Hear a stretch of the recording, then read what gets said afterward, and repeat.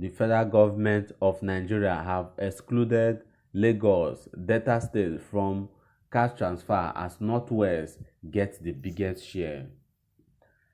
Lagos Delta State have been excluded from the national cash transfer for COVID-19, while the Northwest Zone get the biggest share. The National Cash Transfer Office infographics created on April 11, 2020 and was made public by the International Center for Investigative Reporting revealed the discrepancies in the cash transfer scheme. It disclosed that 1,126,211 households were currently benefiting from the conditional cash transfer. Topping the list is Katsina State, which have 133,227 households on the scheme, then followed by Zamfara State that has 130,764 persons on household on the scheme. Third on the list is Jigawa State with 99,004 households. Fourth on the list is Katsina State with Kano State with 84,148 households and Plateau State with 78,431 households, while Borno, Delta, and Lagos got zero allocation, among others. To the reporters, a public analyst, Bola Wole, lamented what he described as unequal relationship among states of the country, given the loop-sidedness in the national transfer scheme. He said, while there is nothing national in it, it is actually a transfer of the wealth of one section of the country to another. It shows the nepotism and tribalism of the President Muhammadu Buhari administration, whether in appointment or allocation of resources, projects, and even the coronavirus pandemic relief fund. On his part, Publicity Secretary of Afenifere, Yinka Odumakin, said the state being totally locked down received nothing, adding that the country could not continue this way. Meanwhile, the Lagos State Governor Babajide Sanwo-Olu has introduced a scheme to cushion the effect of the lockdown on its residents. The new palliative role were announced less than 24 hours after President Muhammadu Buhari extended restriction of movement in Lagos, Ogun, and the Federal Capital Territory, Abuja. The scheme came on the heels of the commencement of the second part of food stimulus packages being distributed to 250,000 residents since the lockdown directive came into effect. Besides the Muslim rights concern, Murik has advised the federal, state, and local government authorities to create feeding centers urgently in order to cushion the effect of the extension of COVID-19 lockdown. He said this following his discontent with the handling of the relief material meant for poor Nigerians, noting that the extension was the best option, especially with the new revelation that index cases had increased. Murik Director Professor Ishaq Akintola, in a statement, said government at all levels should devise means of making the division of palliative circumstances unprofitable and unnecessary. Meanwhile, the Biafra Zionist Federation has accused President Muhammadu Buhari administration of dividing Nigeria along ethnic lines amid the coronavirus disease. Leader of BZM Benjamin Onwuka yesterday said at a time when countries of the world were united in seeking solutions to the pandemic and cushioning the effect of lockdown on their citizens, the Buhari government was politicizing distribution of palliatives. He swears it is now clear that the Buhari government has recognized us as a people who are no longer part of Nigeria. This is manifest in the way the Southeast people are being excluded in welfare schemes.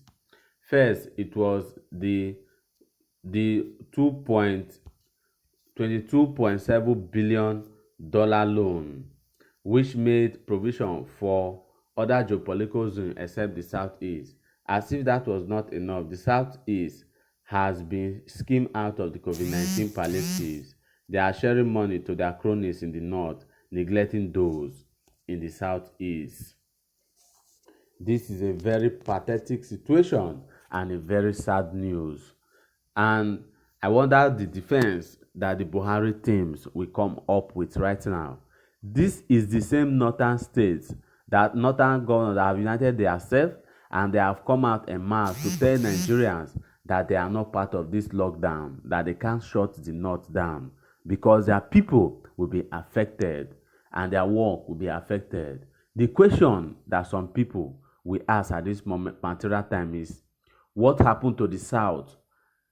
How can you, as in Lagos state that have been on lockdown, getting to 3 weeks now, got nothing from the coronavirus transfer scheme, cash transfer that was supposed to be meant to cushion the effects of this coronavirus? Lagos have recorded the highest number of cases, have 0 person that benefited from this scheme.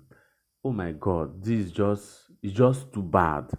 And this is just, as in, it's just too bad. It's just too bad.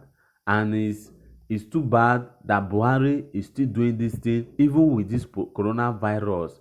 How can a state like Delta State not have anything to benefit from this palliative? Nobody in Lagos, nobody in Delta, nobody in the southeastern zone apart from Anambra State. What the hell is happening in this country? Where do we go from here? Even in the midst of crisis, we are still selecting those to benefit. This is so appealing, and I'm really disappointed in this Buhari administration and in the way they have handled things. I'm not just the only person that is angry with this news that we've heard. I'll also be sharing some angers of Nigerians and their reaction with you. Someone said, and they will never stop to be in need because God will continue to provide for us. Amen. I believe that is what is happening, because the North keep getting poorer by the day. Another comment said, since Katsina gets corona cases, it seems Katsina have corona cases more than Lagos. Na Ogungo kill una. May God not kill anybody, abeg. Another comment said, they will cook up numbers very soon. Shockingly, Katsina and Kano COVID-19 cases is increasing too. See wicked plans to get money from federal government. That is what people are saying.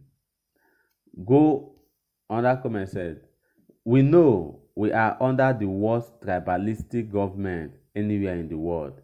I hope when the table turns soon, the Fulanis will not complain, because definitely it will turn. That is just the truth. Power doesn't last forever. Just as Sanusi said when he was dethroned by the emir or by the governor of Kano, he said that power is transient. That one day, as you get power, you see go down, and someone is going to assume that post. That is just the truth. When the table turns, I believe they will not complain. The next comment said, only they allow that happen because they don't mind dying to sustain themselves in power. The next comment I have is say, I know this tweet will be underrated. We ain't ripe for a central government because I can still see that while some people accord the lockdown rule, some idiot roaming around are still observing group prayers. If your relationship with your partner doesn't work, why not divorce them? He said that Nigeria should go their separate ways. I believe that's what he meant. The other comment said, those people complaining should blame the Yoruba leaders, elders, and Tinubu. They convinced the Yoruba people to vote for Buhari. Now they are regretting it. But they are not complaining. I'm enjoying the drama, so Why will the South-East and South-South not support the North to be president in 2023? That is the question that they are asking. The last comment I will take here said, and who is telling... This is insane. South is on lockdown. North is receiving the money meant to cushion the effect of the lockdown. That is the scenario, and that is how we find ourselves. This is a very sensitive case and a very sensitive topic. Don't forget, you also can also share in this by sharing your comments and your thoughts and what you feel concerning this thing Buhari administration is doing, if it's right or wrong. Go to the comment section and do that. Thank you, and keep keeping informed with our Works Network. We love you.